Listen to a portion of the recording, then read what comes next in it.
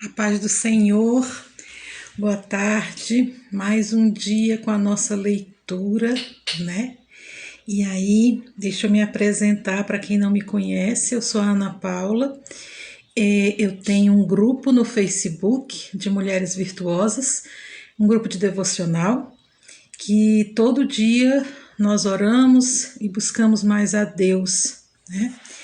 E um propósito que nós tivemos esse mês é de fazer a leitura do livro do A.W. Tozer, O Propósito do Homem. Nós temos um canal no YouTube e eu não estou podendo fazer os vídeos direto lá, então eu estou tendo que vir aqui no Facebook e depois eu coloco lá no YouTube, né? Então, se você não conhece o nosso canal, dá uma passadinha lá, se inscreve, compartilha. O objetivo do canal não é eu virar uma youtuber famosa, tá? Até porque tá complicado o negócio. Eu tenho que ficar brigando aqui com os carros que passam na rua, caminhão, cachorro que late, né? O filho que grita, mas a gente tá indo. E o objetivo, assim, é realmente evangelizar, tá bom? E o interessante é que, assim, esse mês o nosso devocional é um jejum de 21 dias de Daniel, né? E a importância da gente ter uma intimidade maior com Deus. E o Espírito Santo me tocou para ler esse livro com vocês. Eu não tinha lido ainda e eu confesso assim que eu me apaixonei pelo livro. Todo capítulo a gente vai aprendendo e aprendendo cada vez mais que nós fomos criados para adorar o Senhor. E se você está aqui escutando, né, 1h da tarde, significa que Deus tem um propósito na sua vida. Deus quer que você tenha uma maior intimidade com Ele. Tudo bom, Romi? Romi é a sogra da minha filha, sogra abençoada que Deus colocou na vida da minha filha. É uma segunda mãe para ela, né? Então, gente, se Deus colocou você aqui para estar assistindo, é porque Ele também tem algo para te falar, para te ensinar, assim também como Ele tem me ensinado, né? E a gente está todo dia fazendo a leitura de um capítulo. Eu faço a leitura desse capítulo de segunda a quinta-feira, sempre nesse horário de 1h da tarde. E depois eu coloco lá no YouTube. Então, se você quiser compartilhar o link do YouTube, compartilha. Às vezes você está lavando uma louça, limpando uma cozinha e você está escutando o áudio do livro. O objetivo vai ser a gente ler um livro por mês, né? Então, já pensou? Se você é daquelas pessoas que nunca leram um livro, você vai ler 10 livros esse ano. Olha só, gente. Eu adoro ler, né? Aliás, eu gosto muito, sou apaixonada por ler. Porque adorar, a gente só adora a Deus, né? Isso a gente está aprendendo. Até o jeito de falar, nossa, vai ter que ser diferente. Porque é isso que a leitura faz. A leitura, ela faz a gente modificar o nosso comportamento. Tá bom? Então, vamos lá para a nossa leitura. Senão vai ficar muito grande, né, o vídeo. O capítulo de hoje vai falar sobre o mistério da verdadeira adoração. E o Tozer diz assim: não tenho como enfatizar o bastante o mistério que envolve o tema da adoração quando estuda este assunto. E felizes são os cristãos que conseguem penetrar nesse mistério e compreendê-lo. A verdadeira adoração cristã não é maior ou menor de acordo com a vontade do homem, pois só existe um que é digno de ser o alvo de toda a nossa adoração: Deus. Quem me dera poder expressar de modo adequado a glória que possui o alvo de nossa adoração.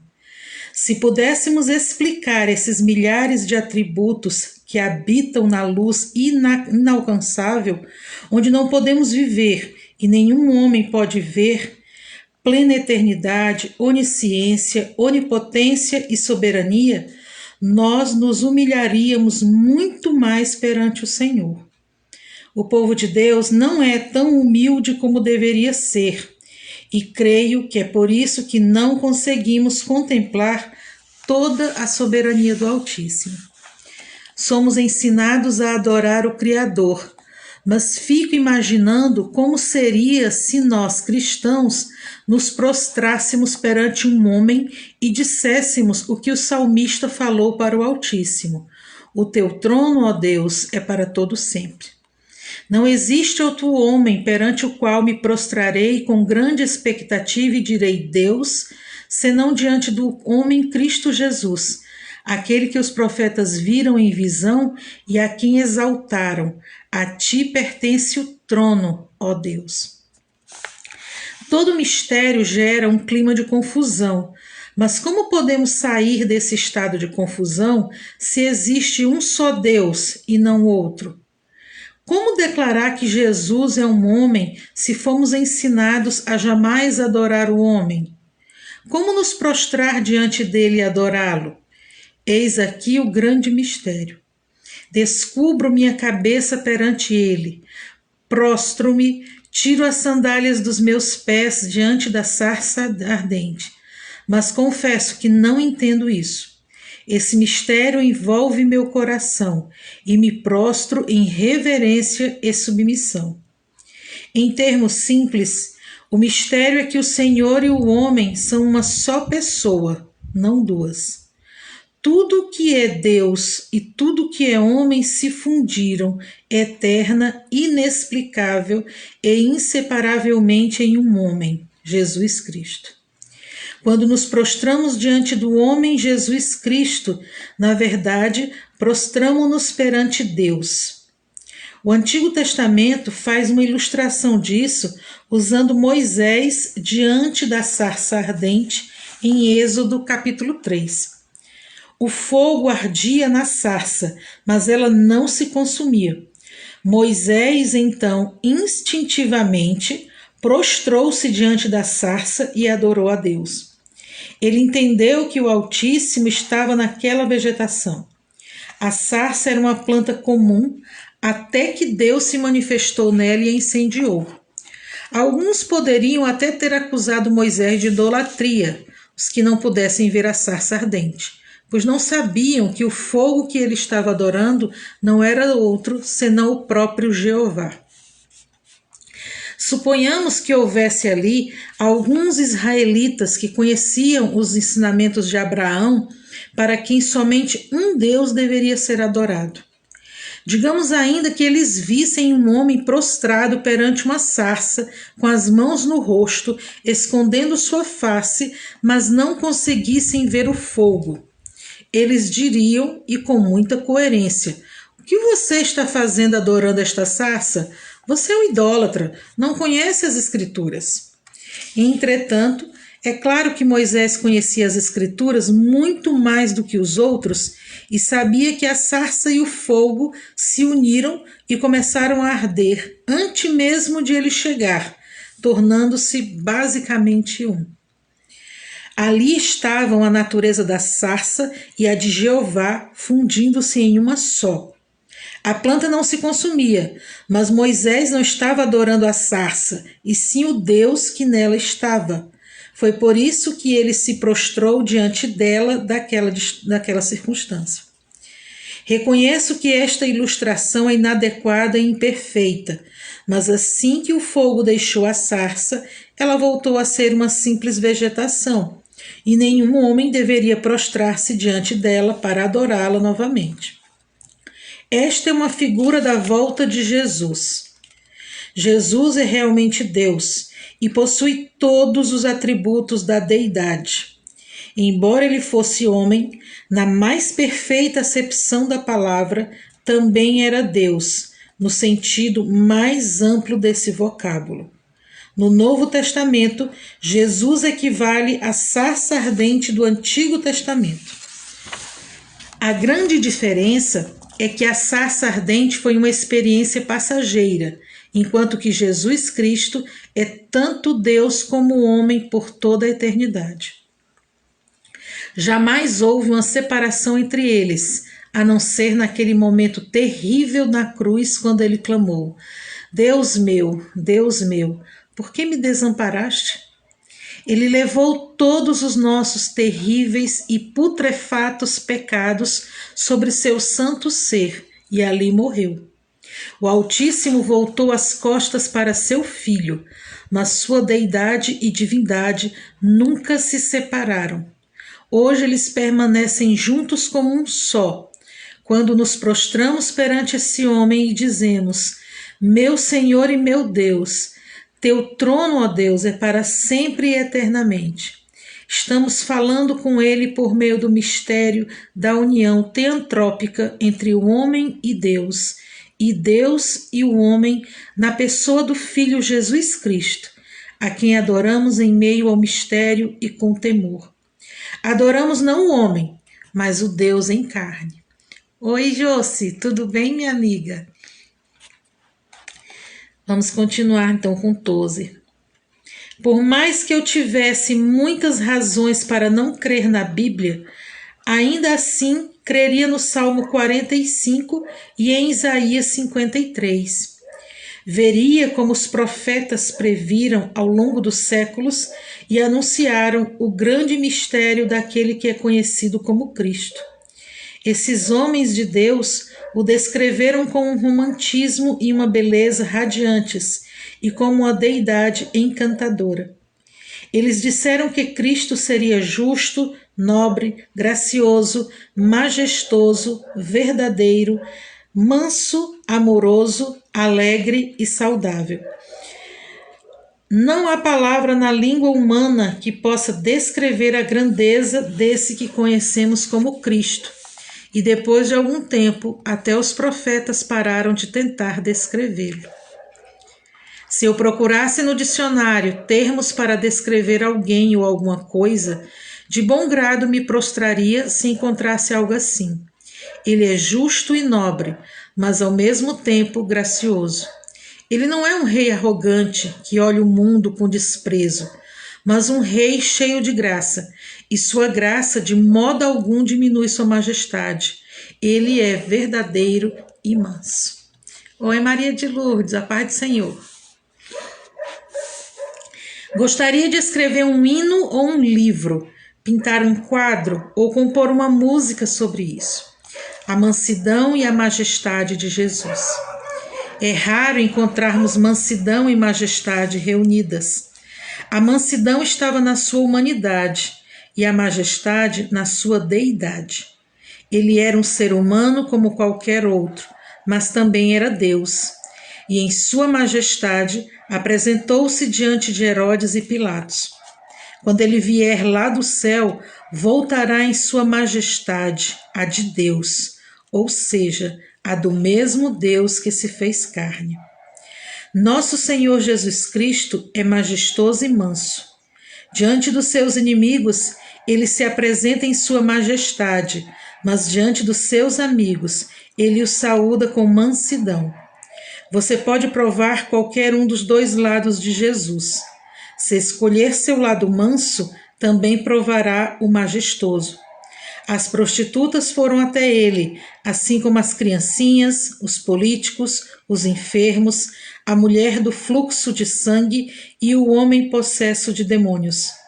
Pessoas de todas as partes achegaram-se a ele, tocaram-no e encontraram nele tanta mansidão que seu poder as alcançou e elas foram curadas. Não creio que devemos ser artísticos e poéticos quando falamos em adorar o Senhor na beleza da sua santidade, já que sabemos que estamos tratando aqui de algo que agradará aos exércitos celestiais. Toda a beleza e todo o encanto do Altíssimo se fundem na pessoa de Cristo, o que nos leva a adorar a Deus na beleza da sua santidade. Mas o aspecto tremendo dessa adoração é que podemos adorar o Cristo onde Jesus estiver. Onde quer que o encontrarmos, será o perfeito lugar de adoração. Não tenho como explicar esse mistério, só consigo revelá-lo e prostrar-me diante dessa sarça ardente. Por que será que quando pensamos em adoração, logo vem à nossa mente ir à igreja? Pobre e vacilante povo de Deus! Como estamos confusos e assim ficaremos a vida inteira. Os livros que são escritos nos deixam mais confusos e ainda compomos canções para ratificar o que eles dizem, confundindo assim a nós mesmos e os outros ainda mais. Fazemos isso como se o único lugar que pudéssemos adorar a Deus fosse na igreja, a qual dizemos ser do Pai Celeste. Entretanto, na casa dedicada a Ele, feita de tijolos, linóleo e outros materiais, dizemos: o Senhor, porém, está no seu santo templo. Cale-se diante dele toda a terra. Gosto de começar o culto assim, de vez em quando. Mas não é só isso. Se você não entrar em seu escritório na segunda-feira às 9 horas e disser: o Senhor está aqui no meu escritório e todo mundo está em silêncio agora, você não o adorará no domingo. Se não adorar o Senhor no sábado, sua adoração no domingo não será verdadeira. Algumas pessoas colocam o Criador em uma caixa que chamamos de igreja, mas Deus está tão presente na congregação como em sua casa. Ele não está mais aqui do que em seu escritório. Quando jovem, trabalhei em uma importante fábrica de pneus em Akron, Ohio. Adorava o Senhor na minha linha de produção até meus olhos irem às lágrimas. Ninguém jamais as viu, nem me perguntou algo a respeito disso, mas não pensaria 2 vezes em dizer o motivo. Enquanto fazia meu trabalho, não importava o que fosse, minha cabeça naturalmente me levava a pensar em outra coisa. Algumas vezes eu sonhava acordado e adorava. Dedicava-me ao trabalho até onde minhas habilidades me permitiam chegar e glorificava a Deus ao mesmo tempo. O Senhor estava comigo em meu trabalho, tanto quanto em minha igreja. Para mim, não há diferença.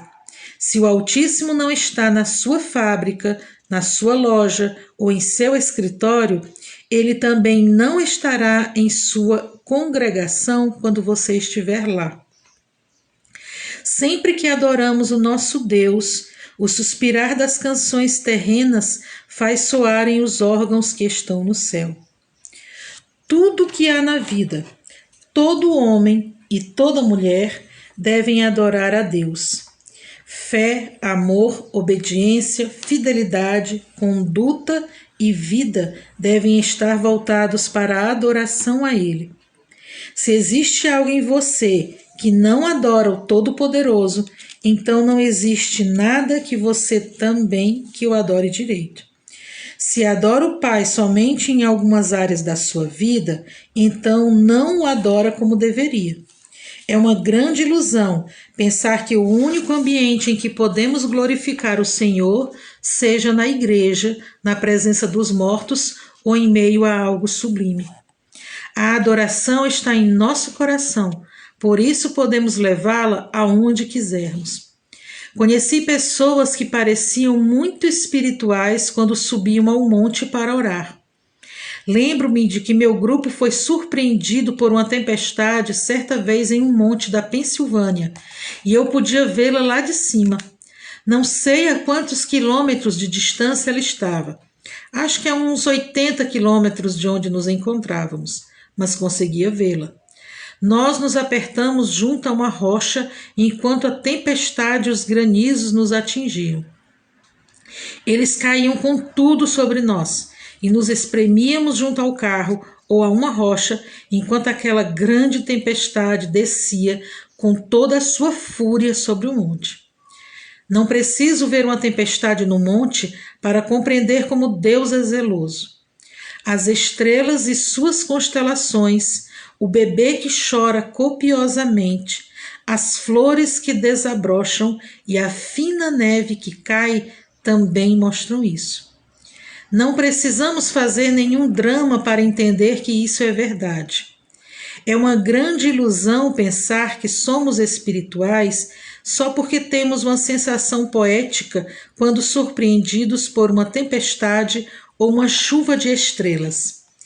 Isso de modo algum é verdade, porque assassinos, ditadores e bêbados também podem sentir a mesma coisa.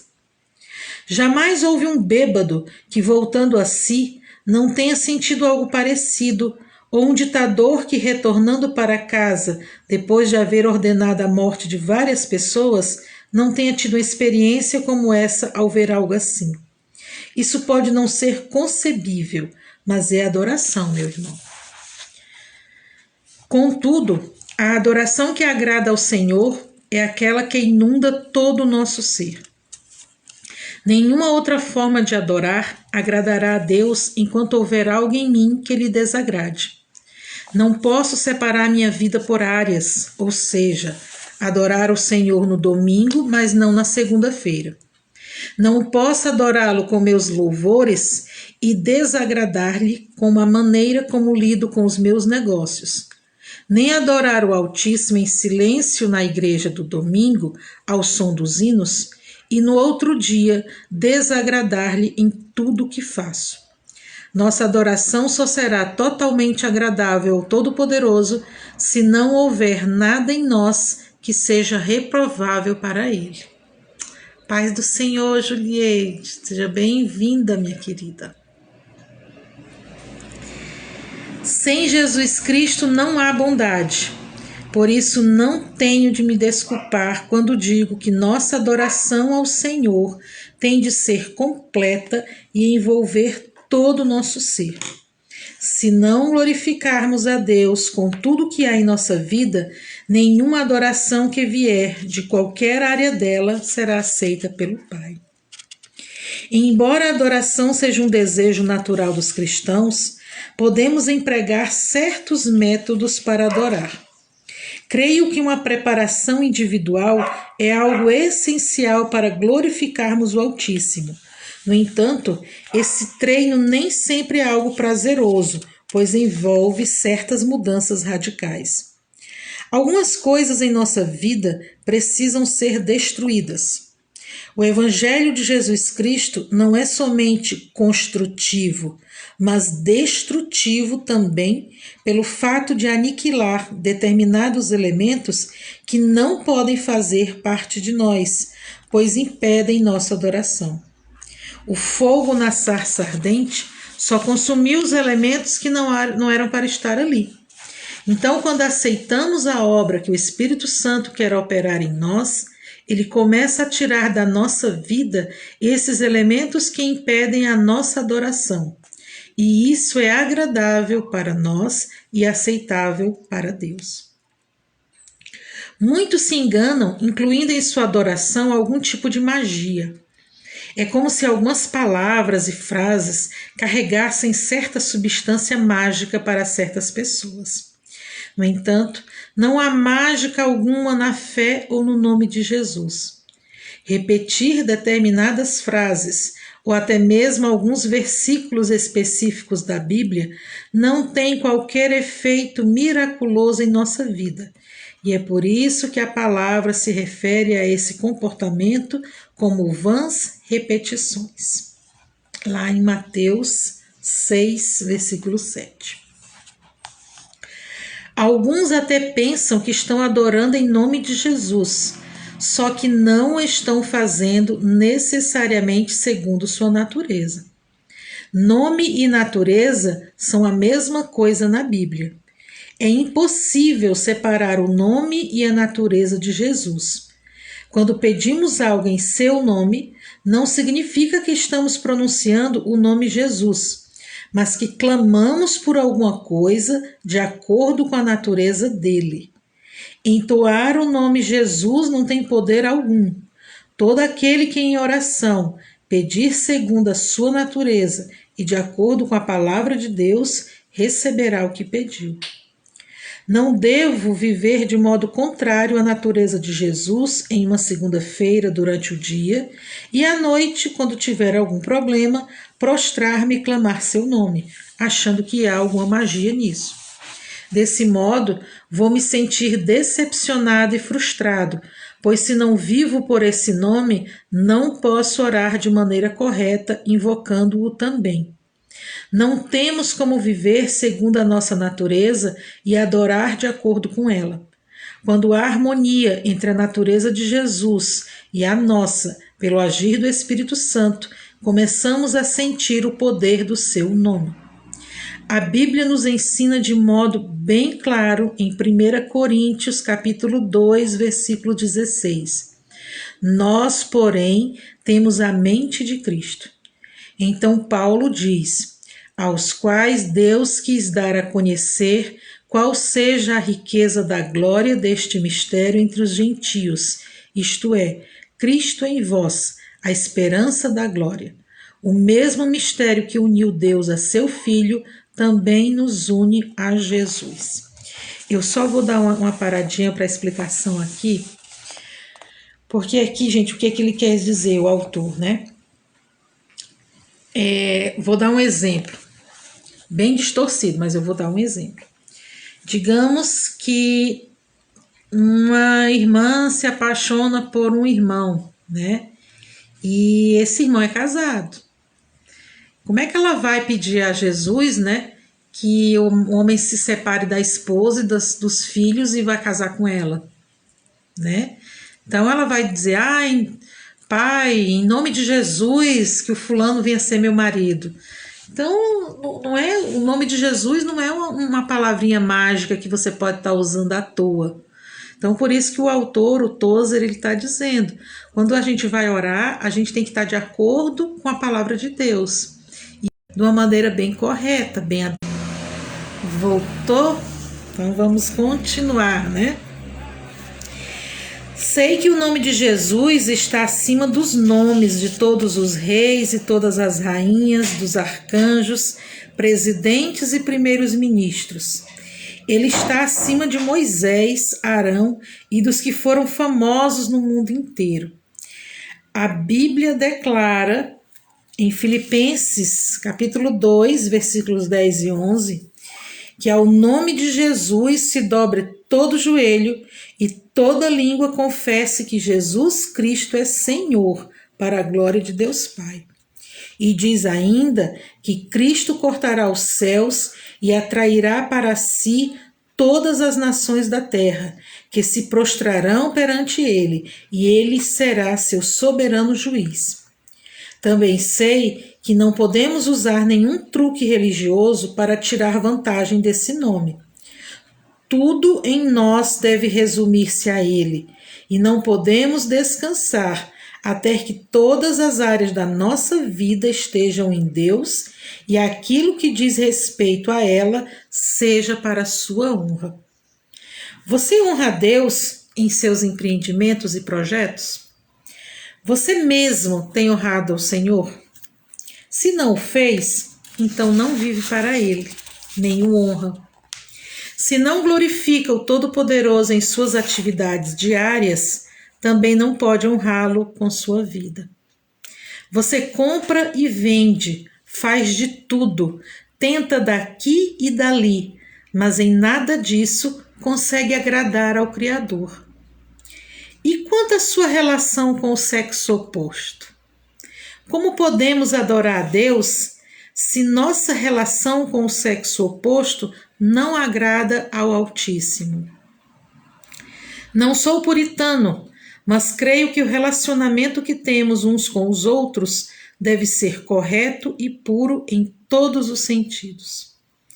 Fico pensando nos relacionamentos que temos na vida familiar, na escola, na universidade e como usamos nosso dinheiro e nosso tempo.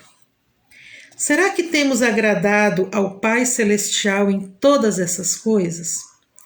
Alguns pensam que seu tempo pertence a eles e podem fazer o que quiserem, mas nosso tempo, de fato, não é nosso.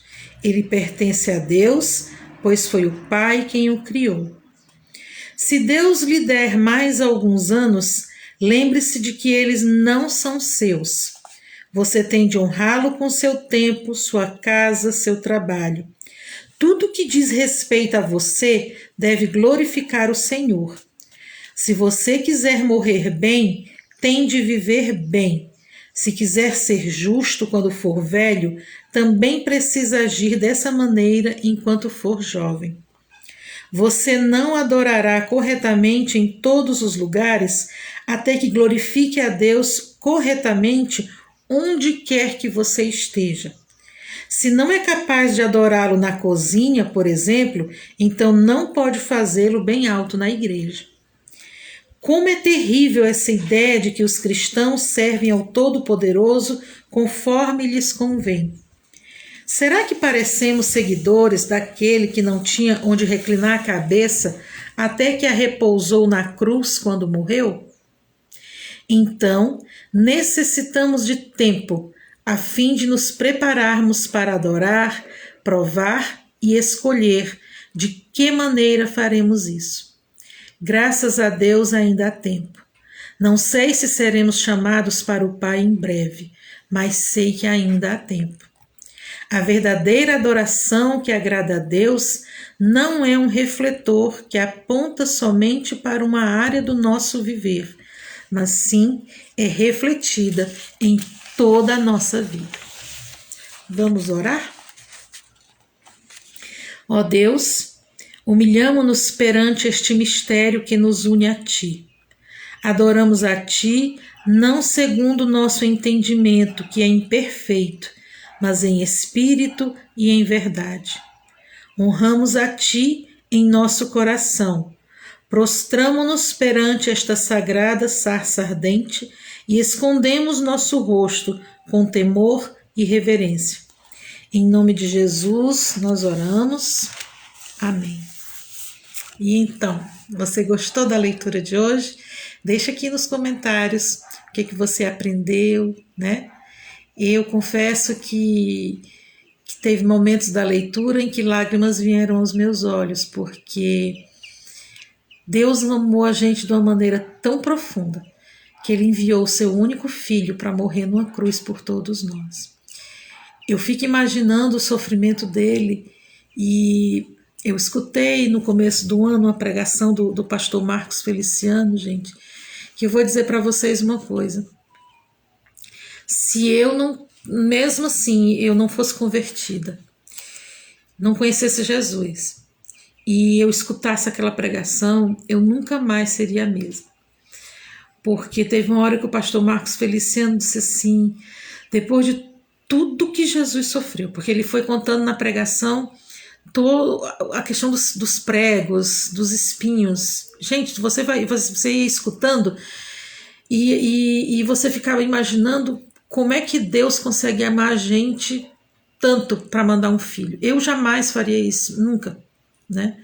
Mas Deus nos amou de uma maneira tal que não tem como explicar esse amor que Ele tem pela gente. E no final ele diz assim, que Jesus, antes dele dar o último suspiro, né? Ele diz que baixou assim a cabeça e olhou, e no meio daquela multidão, ele conseguiu enxergar no futuro que eu e você estaríamos aqui hoje, escutando essa palavra. Por isso que eu digo, Deus, eu sei de onde é que Deus me tirou. Eu sei tudo que eu tenho que aprender. E, gente, o que salva não é placa de igreja. O que nos salva é Jesus. Por isso que a gente precisa falar de Jesus para as pessoas, mostrar para elas o que Jesus tem feito na nossa vida. Porque apesar de tudo, do ano passado, de todos os problemas que eu sei que muita gente passou, muita gente perdeu o emprego. A gente pode ter perdido qualidade de vida, mas Deus nos amparou, Deus tem cuidado de nós, tá? Nós não falecemos pelo coronavírus, nós estamos vivos, né? E se nós temos problemas, nós temos um Deus que é maior do que os nossos problemas. Então, por isso que eu digo para vocês, né, vamos abençoar as pessoas, vamos falar de Jesus para elas. Jesus está voltando. E qual que vai ser o nosso galardão lá no céu, tá? Então, se você ainda não conhece o nosso canal, compartilha, né? Abençoa a vida de outra pessoa, chama para participar do nosso grupo no Facebook, ore pelo nosso grupo, ore pelo nosso canal, para que mais mulheres venham a conhecer o poder da oração e acreditar, conhecer mais esse Jesus, que só Ele nos cura, só Ele nos salva, só Ele nos liberta. Amém? Então, até segunda-feira, em nome de Jesus. Fiquem com Deus.